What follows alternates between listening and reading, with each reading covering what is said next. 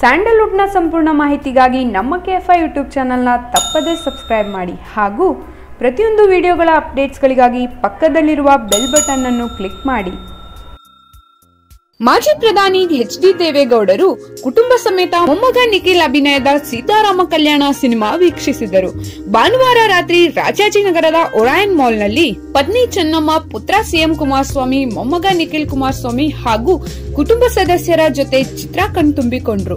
ಚಿತ್ರದ ನಾಯಕಿ ರಚಿತಾ ರಾಮ್ ಕೂಡ ಗೌಡರ ಕುಟುಂಬದ ಜೊತೆ ಹಾಜರಾಗಿದ್ದರು. ಬಳಿಕ ಮಾಧ್ಯಮಗಳ ಎದುರು ಮಾತನಾಡಿದ ಗೌಡ್ರು ಸಿನಿಮಾದಲ್ಲಿ ರೈತರ ಆತ್ಮಹತ್ಯೆ ಬಗ್ಗೆ ಬೆಳಕು ಚೆಲ್ಲಿರೋ ಬಗ್ಗೆ ಮೆಚ್ಚುಗೆ ವ್ಯಕ್ತಪಡಿಸಿದ್ರು. ಜೊತೆಗೆ ಮೊಮ್ಮಗನ ನಟನೆಗೆ ಫುಲ್ ಮಾರ್ಕ್ಸ್ ನೀಡಿದ್ರು. ಹಾಗೆ ಎ ಹರ್ಷ ನಿರ್ದೇಶನ ಹಾಗೂ ನಾಯಕಿ ರಚಿತಾ ರಾಮ್ ನಟನೆ ಚೆನ್ನಾಗಿದೆ ಅಂತ ಪ್ರಶಂಸಿದ್ರು. ಸೀತಾರಾಮ ಕಲ್ಯಾಣ ರಾಜ್ಯದಾದ್ಯಂತ ಉತ್ತಮ ಪ್ರದರ್ಶನ ಕಾಣುತ್ತಿದೆ. ಅನಿತಾ ಕುಮಾರಸ್ವಾಮಿ ತಮ್ಮ ಹೋಮ್ ಬ್ಯಾನರ್ ಚೆನ್ನಾಂಬಿಕಾ ಫಿಲ್ಮ್ಸ್ ಅಡಿ ಚಿತ್ರ ನಿರ್ಮಿಸಿದ್ದಾರೆ.